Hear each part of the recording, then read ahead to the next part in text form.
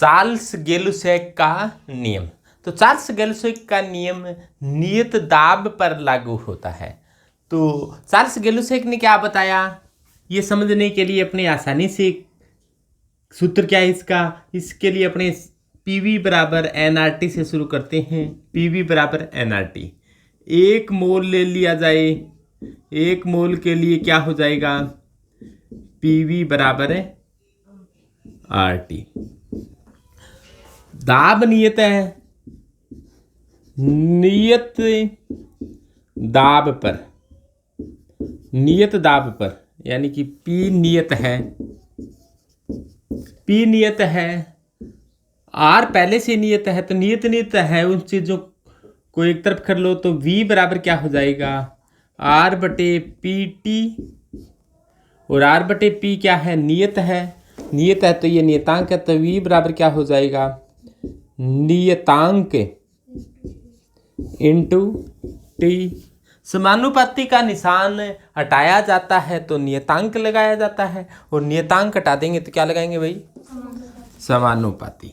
तो V समानुपाती T, यानी कि इसकी परिभाषा कैसे दोगे, एक तो अपने यहाँ पर 2 चीज़ें मानी है, एक तो मान लिया कि 1 मोल के लिए है, दूसरी मानी है कि P नियत है। दोनों बातें बताएंगे पहले कि किसी गैस की निश्चित मात्रा के लिए, किसी गैस की निश्चित मात्रा के लिए नियत दाब पर, किसी गैस की निश्चित मात्रा के लिए नियत दाब पर आयतन ताप के समानुपाती होता है। किसी गैस की निश्चित मात्रा के लिए नियत दाब पर आयतन ताप के समानुपाती होता है। यही चार्ल्स गेलुसैक का नियम है। तो यानी कि V समानुपाती T है, V और T के बीच में ग्राफ खींच लें तो ग्राफ क्या आएगा, सीधी रेखा आएगा। जैसे देखो यहाँ पर अपने V ले लें, यहाँ पर T ले लें, अपने जैसे जैसे ताप कम करते जा रहे हैं वैसे वैसे क्या होता जाता है, आयतन कम होता जाता है। जैसे मान लो आयतन अब इतना है, ताप ज़्यादा है तो आयतन ज़्यादा है, जैसे जैसे ताप कम करेंगे आयतन क्या होता जाएगा, कम होता जाएगा, क्योंकि इसके क्या है, समानुपाती है। लेकिन आयतन को कितना भी ताप को कितना भी कम कर लो, चाहे आयतन है वो 0 है, कभी नहीं होता। यानी कि ताप बढ़ाने पर आयतन बढ़ता है, ताप कम करने पर आयतन कम होता है। लेकिन अपने ताप कम करते जाए तो ऐसा नहीं होता कि आयतन 0 हो जाए। कोई भी वस्तु है, कोई भी चाहे गैस है, उसका कोई ना कोई आयतन होता है। ताप कम करने पर भी आयतन है वो 0 नहीं होता है, थोड़ा बहुत आयतन है वो रहता है।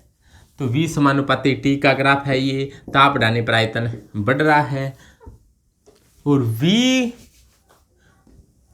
अपने देखो V समानुपाती किसकी है, T है, तो V बराबर क्या हो जाएगा, नियतांक इंटू T हो जाएगा। और V बटे T बराबर क्या है, नियतांक है। V बटे T नियतांक है, इसका मतलब क्या है, V1 अपॉन T1 बराबर V2 अपॉन T2 बराबर V3 अपॉन T3। यानी कि T1 आयतन पर मान लो T1 ताप पर आयतन V1 है, T2 ताप पर आयतन V2 है, T3 ताप पर आयतन V3 है। तो V1 अपॉन T1 बराबर V2 अपॉन T2 बराबर V3 अपॉन T3 बराबर इस प्रकार से होता है। तो ये नियम होता है, इसे कहा जाता है चार्ल्स गेलुसैक का नियम कहा जाता है। तो ये बात बताई थी चार्ल्स गेलुसैक ने। तो आपने पढ़ा बोयल का नियम क्या था। बोयल ने बताया था कि किसी गैस की निश्चित मात्रा के लिए नियत ताप पर दाब आयतन के व्युत्क्रमानुपाती होता है। ये था बोयल का नियम, बोयल का नियम।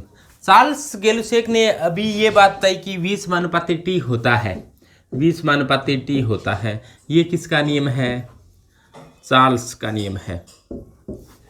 और ये बोयल का नियम तो किस पर लगता है, नियत ताप पर। और बोयल कोई भी चीज़ उबलती है तो टेम्परेचर चेंज नहीं होता, तो ऐसे याद रख लो, नियत ताप, वहाँ पर ताप नियत रहता है, तो बोयल। और चार्ल्स क्या है, चार्ल्स में दाब नियत रहता है। इन दोनों को मिला दें तो क्या हो जाएगा, दोनों समीकरणों को मिला दें तो क्या हो जाएगा,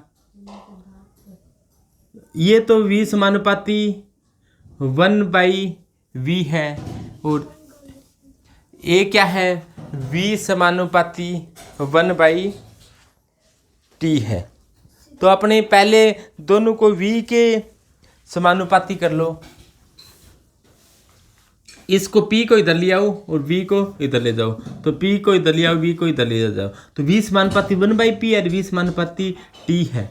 तो कुल मिलाकर क्या होगा, दोनों को मिलाने पर, तो V समानुपाती T/P, V है वो T/P, V तप है TP। समानुपाती का निशान हटा दें तो क्या आ जाएगा, एक नियतांक आ जाएगा। तो देखो V समानुपाती किसकी आ गया, T/P। अब समानुपाती का निशान जब जब हटाया जाता है तब तब एक नियतांक लगाया जाता है, तो KTP आ गया, P को इधर ले जाओ तो PV बराबर क्या आ गया, KT आ गया। और अपने जानते हैं कि K की जगह यदि NR आ जाए तो PV बराबर क्या आ जाएगा, NRT। तो ये समीकरण है वो आदर्श गैस समीकरण से मिलती जुलती है, यानी कि समीकरण की सहायता से आदर्श गैस समीकरण की गणना आसानी से की जा सकती है। इस समीकरण को कहा जाता है संयुक्त समीकरण, यानी कि बोयल और चार्ल्स को मिलाया है, इसलिए इस समीकरण को क्या कहा जाता है, संयुक्त समीकरण। क्योंकि चार्ल्स गेलुसेक ने कहा था V समानुपाती T है, और बोयल ने क्या कहा, बोयल्स ने कहा था कि P समानुपाती 1/V है। तो बोयल और चार्ल्स दोनों को मिला दिया गया, तो जो बनेगी उसे क्या कहेंगे, संयुक्त समीकरण कहेंगे। संयुक्त समीकरण क्या होगी, इन दोनों को मिला दिया, मिलाने से जो समीकरण हुई है PV बराबर KT और K की जगह NR लिख दें तो PV बराबर NRT। तो इसे क्या कहा जाता है, गैसों की संयुक्त समीकरण कहा जाता है। इसके बाद आता है आवोगार्दो